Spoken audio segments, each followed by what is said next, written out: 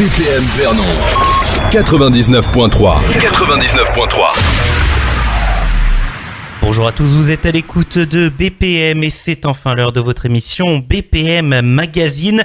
Nous sommes ravis de vous proposer cette émission où cette semaine, nous recevons une association, l'ADEME, l'association d'entraide aux migrants, présentée par Denis Chottard. Alors tout d'abord, bonjour à vous, comment allez-vous ? Bonjour, je vais bien, et vous Robin ? Eh ben ça va très bien, merci beaucoup. Avant de parler de l'ADEME, on va quand même parler un petit peu de vous, on va s'intéresser à vous. Qui êtes-vous pour nos auditeurs ? Eh bien, donc, je suis un retraité de l'éducation nationale. J'ai travaillé longtemps dans Greta et ensuite en lycée professionnel. Et une autre particularité de ma personne, c'est que je suis prêtre de l'Église catholique. Et à ce titre, je me suis engagé dans l'association l'ADEME pour soutenir des migrants qui sont aujourd'hui, comme hier d'ailleurs, en grande détresse à Vernon. Vous êtes toujours prêtre aujourd'hui ? Oui.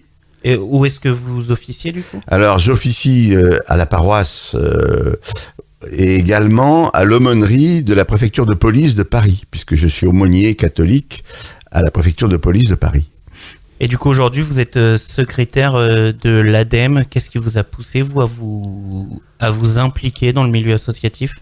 Eh bien, lorsque j'étais aumônier d'un lycée professionnel à Évreux en 1991, ça fait 30 ans, j'ai rencontré des jeunes migrants dans ce lycée professionnel et un en particulier qui s'appelle toujours, puisqu'il est toujours en vie, Raouf, qui a aujourd'hui 50 ans. À l'époque, il en avait 20. Il venait du Bénin et pendant 6 mois, il avait fait des démarches pour obtenir ses papiers auprès de la préfecture de police de Paris. Et pendant 6 mois, il n'a jamais pu les obtenir. Donc un jour, il m'a demandé de l'aider en pleurs. Donc je suis allé à la préfecture et dans les 4 heures qui ont suivi, j'ai obtenu ses papiers que lui n'avait pas obtenus pendant 6 mois. Et du coup, ma vocation était née. Et du coup, vous êtes retrouvé au sein de cette association qui existe depuis combien de temps ? Alors, cette association a été fondée par Philippe et Anne Mailleux, qui étaient des assistants sociaux du service social des migrants lorsqu'il existait à cette époque à Rouen. Et qui, lorsque ce SSAE, le service social des migrants, a été supprimé et remplacé par l'OFI, ils ont créé à Vernon une association en espérant avoir l'agrément pour avoir un poste d'assistant social, ce qui n'a pas été possible. Donc cette association, depuis la création, est gérée par des bénévoles. Et nous avons actuellement 14 bénévoles qui tiennent des permanences 2 fois par mois et qui accompagnent les migrants en préfecture et pour toute leur insertion à la fois sociale, professionnelle et administrative dans notre pays. Tout ce qui est accompagnement, du coup, comment est-ce que ça se passe au sein de l'association ? Alors, l'accompagnement, nous avons donc 2 permanences par mois. Le premier mardi du mois de 9h à 13h et le 3e vendredi du mois de 9h à 13h également, au 28 rue du Coq à Vernon. Ce sont des locaux de l'Église catholique et nous sommes accueillis dans ces locaux pour ces permanences. Et nous avons sur place donc un certain nombre de moyens, ordinateurs, boîtes archives qui permettent de photocopieurs, etc., qui permettent de notre gestion administrative d'accueil de ces personnes, qui permettent de constituer des dossiers et de faire le suivi des personnes que nous rencontrons. En gros, nous accueillons entre 30 et 40 personnes chaque mois. Quand vous parlez de faire des dossiers, c'est des dossiers de régularisation du coup ? Alors donc c'est principalement effectivement des dossiers de régularisation de fait, mais également des personnes qui demandent la nationalité française, des personnes qui cherchent à faire un regroupement familial, c'est-à-dire à faire venir leur famille depuis l'étranger, des personnes qui sont dans des statuts très particuliers, qui ont la difficulté parce qu'ils ne connaissent pas les lois françaises qui sont très très compliquées, le CESEDA, c'est-à-dire le code sur le droit au séjour des étrangers et sur le droit d'asile est en volume plus important que le code du travail en France. Et il y a tout le côté aussi qui a toujours été un peu compliqué même pour nous Français, c'est tout ce côté administratif qui est pas toujours évident à bien comprendre ici. Voilà, par exemple, on dit, comment se fait, je vous donne un petit exemple, on dit comment se fait-il, et c'est ce que disent les politiques actuellement, particulièrement à droite, comment se fait-il que les personnes qui ont une obligation de quitter le territoire ne quittent pas le territoire ? Il faut savoir qu'ils ont des droits. Même quand ils ont reçu une obligation de quitter le territoire, qui est un arrêté, une décision administrative, ils ont le droit de faire un recours au tribunal administratif. Et ce recours est suspensif de la décision du préfet. Donc, ils ont 30 jours pour faire ce recours, voire 15 jours parfois, si la durée de recours est réduite. Et leur affaire ne va pas passer avant 6 mois au tribunal administratif. Donc, dans les 6 mois qui suivent la décision du préfet, ils ont le droit de rester en France, puisque c'est la justice qui va en dernier recours donner la décision qui sera prise. Donc, on peut comprendre que les personnes qui sont sous l'obligation de quitter le territoire, dans les 6 mois qui suivent, ne le quittent pas réellement, puisqu'ils ont des droits. Alors ensuite, le problème, c'est effectivement quand la décision administrative leur est contraire, de la justice administrative leur est contraire, c'est là qu'il y a des problèmes. Voilà. Et j'imagine que, alors dans la création du dossier du coup pour la régularisation, comment est-ce que ça se passe? Est-ce que c'est pas trop long non plus pour réussir à monter le dossier et avoir une réponse? Alors il y a plusieurs domaines. Il y a la régularisation pour la vie privée familiale. Les principaux cas, c'est d'abord les conjoints français. Quand quelqu'un est conjoint français, il peut être régularisé, mais normalement, il doit faire la demande de venir en France à partir de son pays d'origine, et non pas être régularisé sur place. Par contre, au titre de la vie privée familiale, il y a également les parents d'enfants français, qui peuvent, eux, obtenir une régularisation sur place, mais c'est compliqué parce que ce sont souvent des femmes d'origine étrangère qui ont donné la vie à un enfant dont le père est français, mais le père a peut-être reconnu l'enfant, mais il a d'autres enfants par ailleurs, c'est souvent le cas, et il ne contribue pas forcément à la vie de son enfant, à son éducation, et dans ce cas-là, la préfecture refuse les dossiers dans la mesure où le père, d'une part, n'habite pas avec la mère et d'autre part, ne contribue pas à l'éducation et à l'alimentation de l'enfant. Et concrètement, je vous ai donné un exemple, c'est la vie privée familiale. Sur cette vie privée familiale, il y a encore bien d'autres situations, mais jusque-là, il y avait la régularisation par le travail, qui depuis le 1er avril 2021 s'est fortement réduite, puisque l'autorisation de travail qui était donnée par la direction départementale du travail et de l'emploi désormais s'est terminée depuis le 1er avril 2021, et c'est la préfecture elle-même qui donne ces autorisations de travail au regard de toute la situation de la personne, et en particulier si quelqu'un n'a pas d'attache familiale en France, même si un employeur a fait toute la démarche pour l'embaucher sur un métier en tension, sur le métier sur lequel il ne trouve aucun employé, eh bien la personne va se retrouver avec une obligation de quitter le territoire alors qu'il y a un employeur qui veut lui proposer un emploi pour lequel il ne trouve pas de français. Alors ça, c'est pour la partie travail. Et c'est un exemple que vous nous aviez donné, que vous m'aviez donné tout à l'heure là-dessus, c'est avec ce Malien qui avait trouvé un travail dans la plonge du coup, oui, et qui avec le ministère du coup avait trouvé des attaches familiales ailleurs que... Alors en fait, je vous ai donné un exemple de quelqu'un qui aurait été régularisé en 2020 et qui en 2021, depuis le changement de procédure, s'est trouvé avec une obligation de quitter le territoire. Effectivement, c'est un jeune Malien qui était avec une femme et 2 enfants au Mali, mais qui avait accepté de faire un travail pour lequel son employeur un restaurateur de Vernon ne trouvait pas de personnel, et il avait même commencé à travailler, et au final, quand la préfecture a examiné sa situation, elle lui a pas donné l'autorisation de travail, et au contraire, elle l'a renvoyé dans son pays. Donc voilà, sur la problématique du travail, c'est de plus en plus difficile. La problématique de la santé, depuis 2017, donc on régularisait ici dans l'Eure d'une façon assez libérale de nombreux étrangers qui avaient vécu un traumatisme dans leur pays et donc qui étaient avec des problèmes psychologiques, voire psychiatriques. On les régularisait, enfin on leur donnait une carte de séjour temporaire. Maintenant c'est pratiquement fini, puisqu'on est passé de l'agence régionale de santé qui gérait ces dossiers et qui donnait les autorisations de séjour à l'OFII, l'Office français d'immigration et intégration, qui est le ministère de l'Intérieur, et qui les donne d'une façon beaucoup plus restrictive. Actuellement, la régularisation, enfin les cartes de séjour temporaire pour maladie sont exceptionnelles, quoi. Il y a 2 pathologies pour lesquelles on obtient assez facilement des titres de séjour étrangers malades, c'est le VIH et c'est l'hépatite B. Mais dans les autres cas, tous ceux qui ont des syndromes de stress post-traumatique, on les renvoie dans leur pays en disant vous pouvez vous faire soigner dans votre pays, alors que la plupart du temps, ils n'auront pas de suivi médical et pas de traitement médical adapté. Voilà. Alors il reste l'asile politique, mais l'asile politique c'est pas géré par la préfecture, c'est géré par l'OFPRA, l'Office français de protection des réfugiés et des apatrides, et par la Cour nationale du droit d'asile. Et donc là c'est toute une autre procédure, mais on est en capacité de les aider aussi dans cette perspective d'obtenir le statut de réfugié. Et du coup, ça vous l'avez ressenti depuis quelques années avec les changements des lois, tout se complexifie du coup pour obtenir des choses pour les migrants. Tout se complexifie d'une part, mais surtout les droits se sont réduits.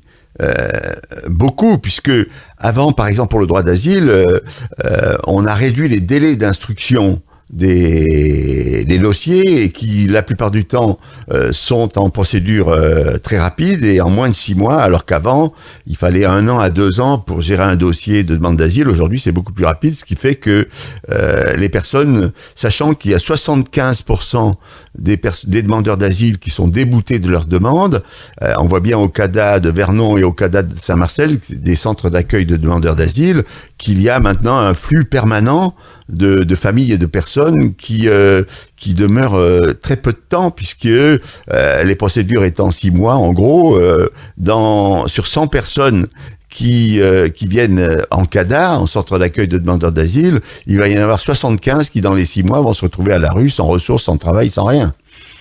Donc, on voit beaucoup de personnes qui viennent à notre rencontre et qui sont, disons, qui ont fait une demande d'asile et qui se retrouvent sans rien, sans aucun droit à l'issue de cette demande, quoi.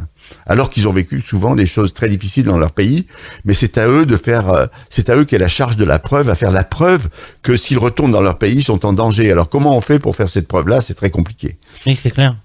Surtout sur le côté, j'imagine que ce sont souvent soit des pays en guerre, soit des pays avec des menaces terroristes régulières. Voilà.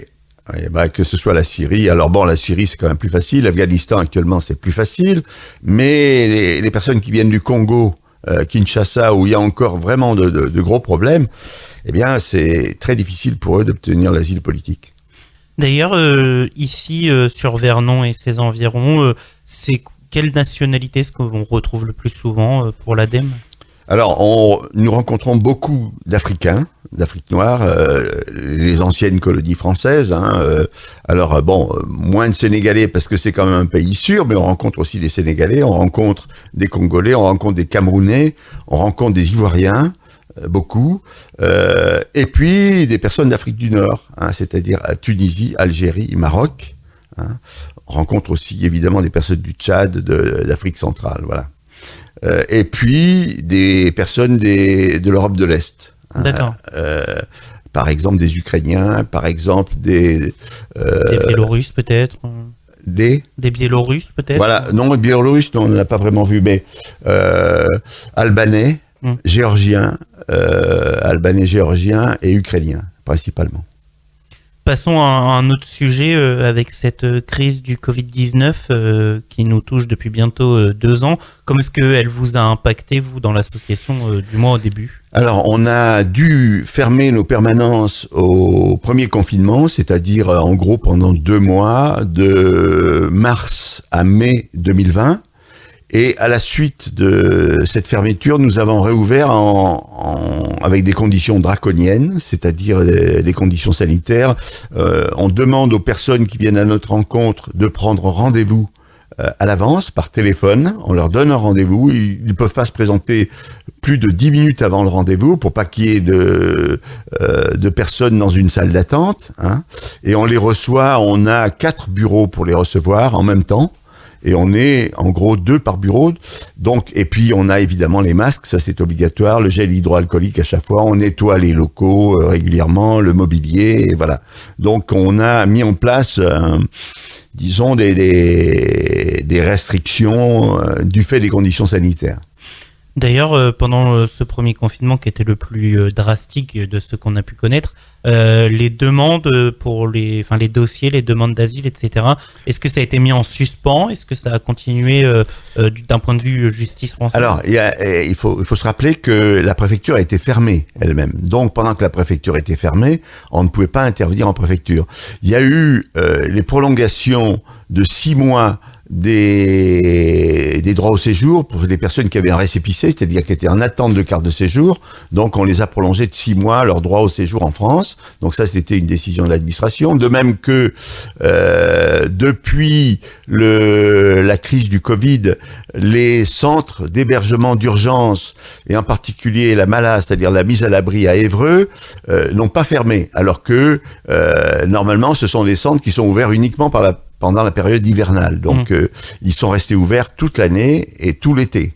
Donc ça aussi, ça a été une disposition qui a été prise par l'État pour faire en sorte que les personnes puissent quand même bénéficier d'une mise à l'abri.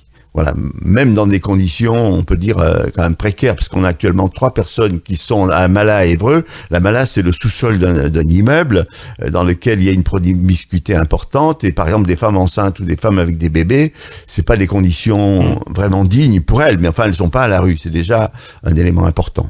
Voilà. Donc, depuis cette période, bon, on a toutes les associations, tous les hébergements ont réouvert.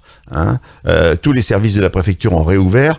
Il faut dire aussi que à la préfecture de l'Eure, on a une relation, disons, tout à fait correcte avec l'administration. On a un collectif d'associations de soutien aux migrants au niveau du département de l'Eure. Nous sommes une 12aine d'associations qui nous réunissons et qui formons ce collectif, et on est reçus régulièrement chaque trimestre par les responsables du service des étrangers, et 2 fois par an, on est reçu par le préfet lui-même avec tout son staff. Donc on a même si les conditions d'obtention des titres de séjour se sont vraiment réduites, on a quand même un bon dialogue avec les autorités de la préfecture, avec le préfet lui-même. Ils appliquent la loi, mais ils sont à l'écoute de nos problèmes et à l'écoute des difficultés que nous rencontrons.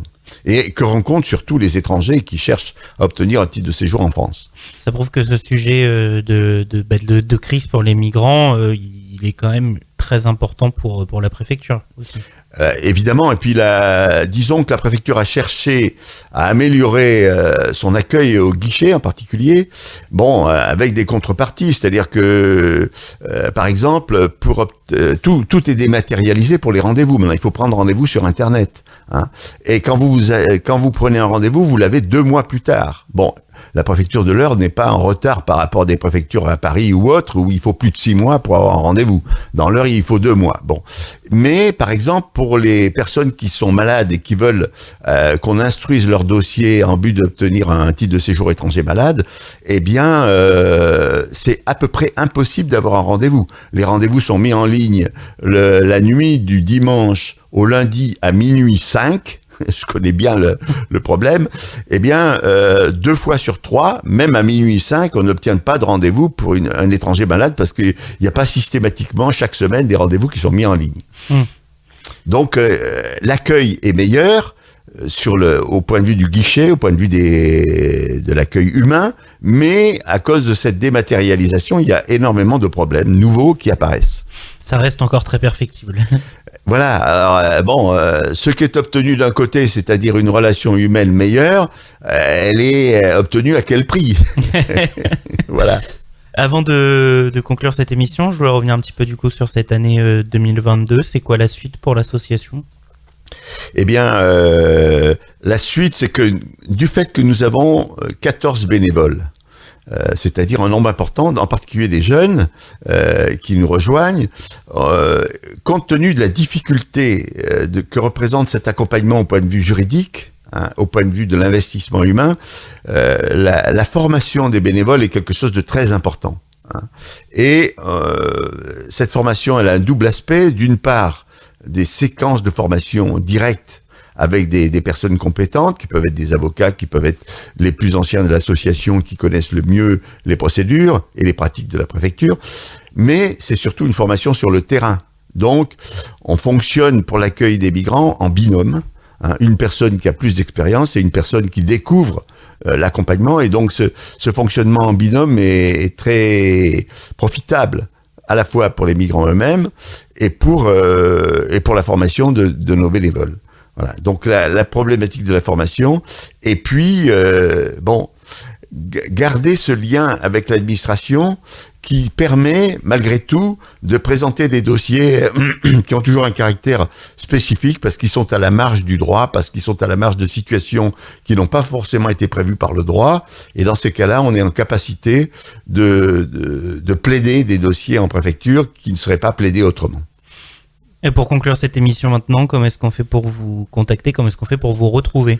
Alors donc, il y a deux choses. Il y a un téléphone pour prendre rendez-vous pour les personnes qui souhaitent avoir un rendez-vous avec l'ADEME, 06 60 61 55 38.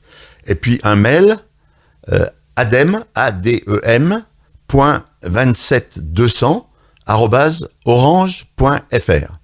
Et on vous retrouve au 28 rue du Coq, 2 fois par mois, c'est ça?